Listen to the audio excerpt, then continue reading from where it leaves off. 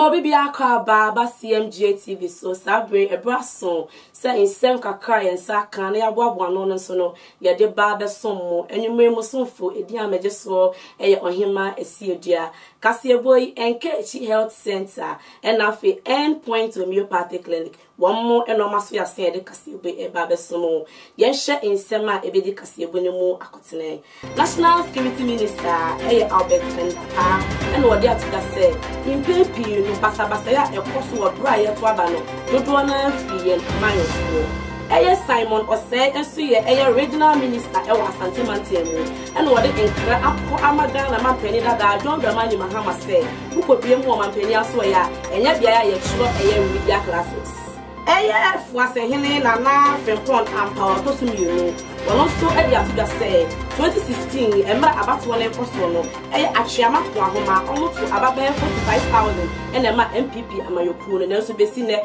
omakwan nyina enye papa in some way, any in some P, any abetse or Kasebonumu. Kasebonumu in Tremunie. And Rada Abato Commission, no, any national security. Bomuko Pushiemu, Ewa Mrashebe Jem, no only in penny for air quassetana, Aqua Jinjay, and Boabu and Modiatsu, Ama December 7th, Abatwa ye Babeto. Now, Yanra Diamond Penny, Nana Akufo Addo, Gua Proboso, Ewa Santimantemu. No Aqua Akupium, Ewa Foase. Na Enumu and a year and half. Frimpon and Pow, or Tosumienu, one or your fast for hene. What did you just say? Aye 2016, Tamana Abato El Cosono, Aye Croba Qua, Ewa Asante Mantema, Eshafuasia say, your friend Aye Achiama Kwahoma, MPP, Enya Abano Kwa 45,000, and NDC, Enya Aye 6,000. Now to be seen Nemo, Wama Quenina, Enya Papa. poor-Foase are bem to so painful any aseno. No walk say it is an common to a baby in every year can people by Mukwamutibina 45,000 ya. See they call honey chemo 82%. Nina mucho many my yomo quine mamu, and it's not the other idea to my penny say one more day no brana may a moquine FMO. Achwakwa ngoma yeto abano MPP nya 86.2%.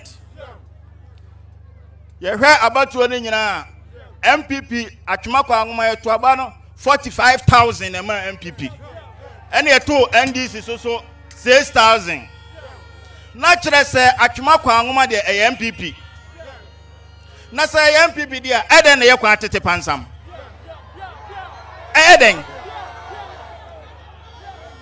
ya to aba ma badia esem ye na musti kan hwe ansa na o man to aba na mam krama ko hwe wo mu every say enti na mo baaye na ye kwan ye ho a na obi di mfidie bia begusu empo enim no ho a na wabesesa ko na nsen kro be baba kwan kakra tachima ho bubu o manfo kios ne ade afede wasasesa machines ni nyina ko Ofa minua ma tabuom na fie ko bi se wampem secondary school si ho ufri fun ase ko tabuom enya kura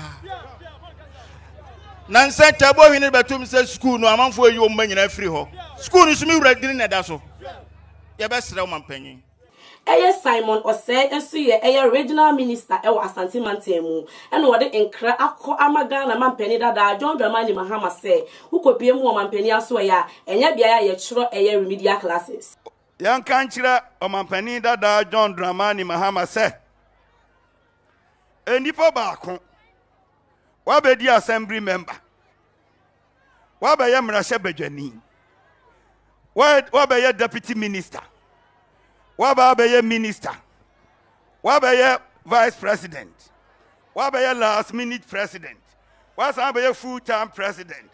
Dear bio and our share our Jubilee House ha. Me kachira o mampani dada John Dramani Mahama say, adia waja no hono, omra me kanchira me, na yemfa dwatoa Anko Nana Akufo Addo na entam na de emano no fanko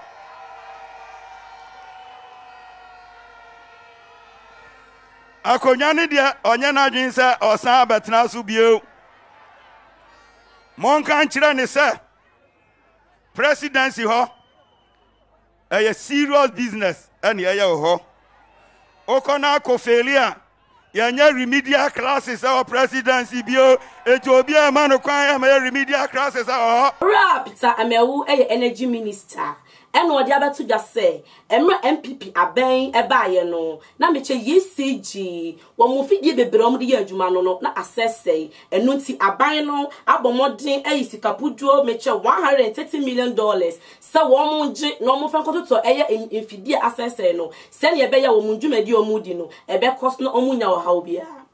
Today, an amount of $130 million has been given out to make sure that Cmgh replace what we call its obsolete equipment. There are several equipments that Cmgh currently have that are not functioning. And this has been in existence, some for the past 20, 30 years. Under His Excellency Nana Akufo Addo, without adding a generation, we thought it possible that if those equipment are replaced, it will add value, it will transport power faster, it will reduce the losses and make power cheaper at the roots. Yet so akase bane so no yet to aso no ne kwakopi man peni da jodo mani mahama ni sensemu ne man peni da jodo mani mahama enra da woni akran kranju mayefo ekohia ye na dwumadi yase ene odi to mani mu se wode ade srede na ekwa ama wom se wo munjumadi ano munyuma mu sisi no wo momoden so ba ko sisi bi ewo inkro kitu emu se ne be ya imebru no nso ebenya adwuma ye ne man peni da ekasa no wo kire mu se nyakopon na dum na so biewa wo show mo boso wo den hye bi begua kwan so a ebe boa wom na omudwumadi omudi no ebe koso toten. My dear entrepreneurs, we want you to locate some of your businesses in rural areas where the raw materials are produced. You create jobs and help address the phenomenon of rural-urban migration. Therefore, we'll introduce a rural investor incentive, RII for short, to motivate you to do just that. Yeda so ejina Ghana man peni da John Dramani Mahama nsensemu na adani yara and a special prosecutor wodi ejapade ho nsensem ye betu udwa na enum nu na ye man peni da John Dramani Mahama be ka se hey krache wo se wo ye hufuo wo se special prosecutor o ka kire wo ye hufuo wo nya bema na wo ye bema adenti na wanyi ejapade ho nsensem na nsi nchen na o ka na the airbus ni be shem tese o pese wo ye bibia ni e ka se airbus no eni ejapade ni nyina eye pene so ente sa enti won wo ka kire eye special prosecutor say wo ye hufuo na so wo ye bema pa ni hu tia no ho so a wonyi ejapade ni nsi nchen na onyi airbus nsensem so ensi nchen. Amidu goes and presents a Japa shares, a Japa investigation. And I thought he was man enough. You go, they say, investigate a Japa. Present a report on a Japa. If you've investigated Airbus, present a report on Airbus. But in the Japa report, you know that it's going to be damning of this government. You go and put one paragraph there about Airbus. Nobody asked you about Airbus.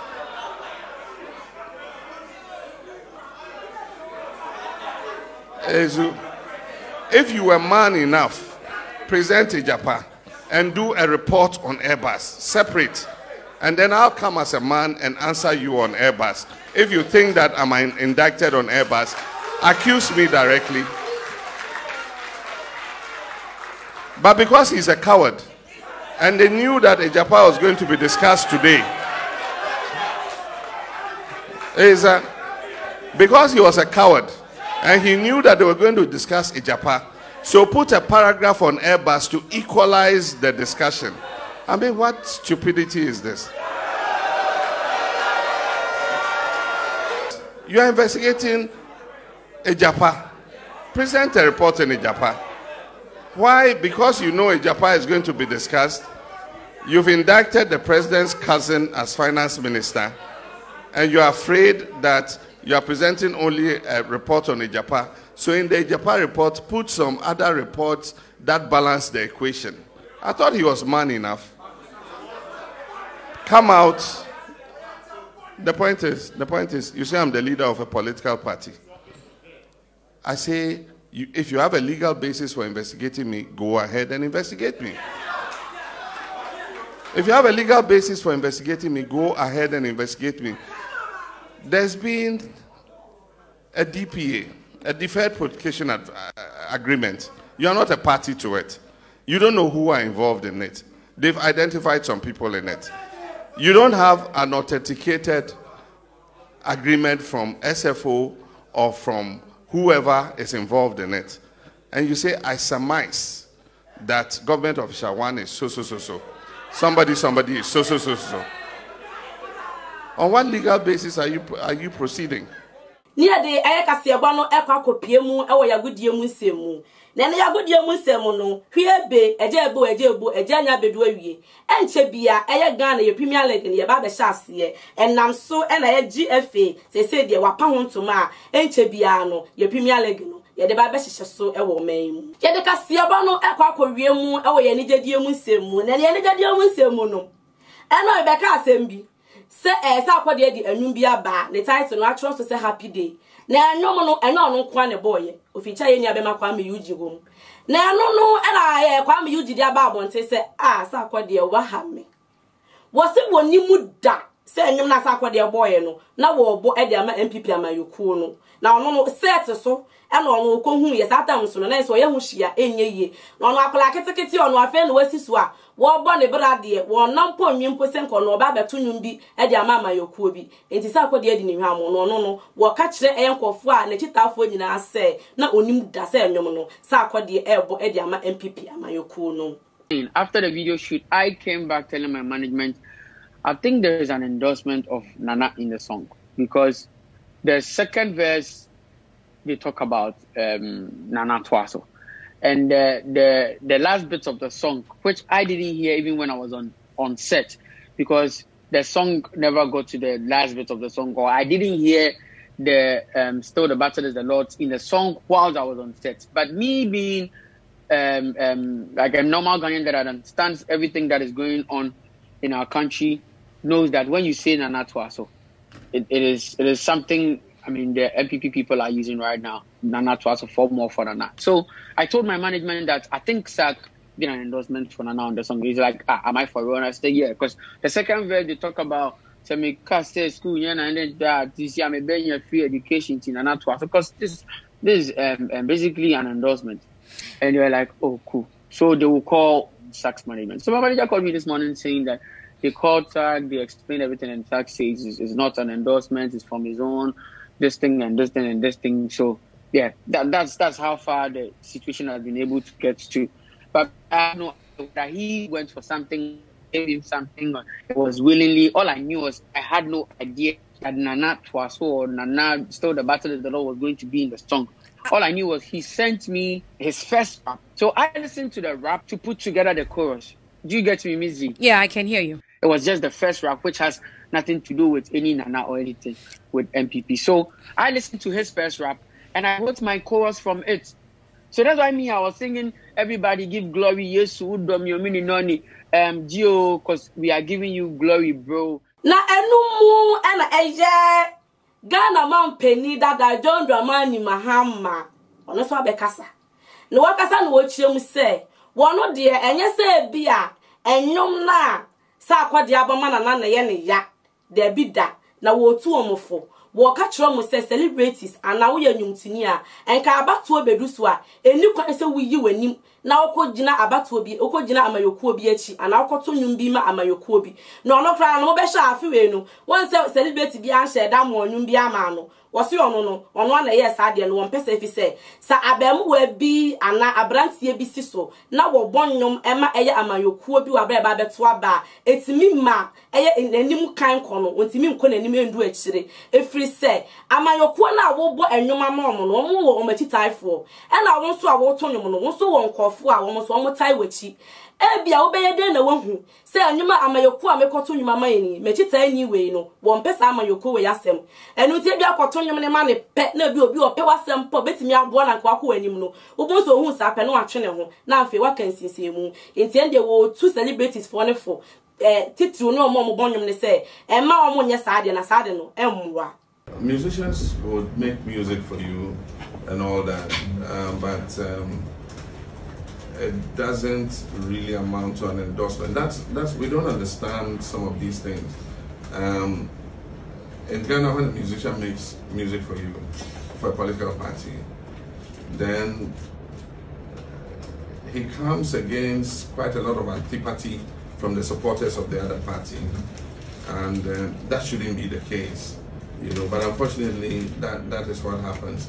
And so in this particular campaign, I have tried to discourage as much as possible getting celebrities involved in our campaign, because it leads to a distraction. Ora abetenda pa oye national security minister and what they say in paper no basa ya ekofo obra ye to abano dodo na fi amanofo Simon or say on also regional minister e was Santi Mountain and also e de nkra akoma ye man peda da John Dramani Mahama say o man peni aso ye no enya bia ya ye to media classes e wo ho Nana Frimpon and Pow on also Foase hene on also to just say 2016 about what a cost no MPP amayokonu nya 45,000 is what they call Hanunti Muna 82% Nelson Besine Wama Kwai no tutu aye ho for for eniase it what they said at woman penny say wo meyema Kasiabo no esi me da say we jemre na wo share me makra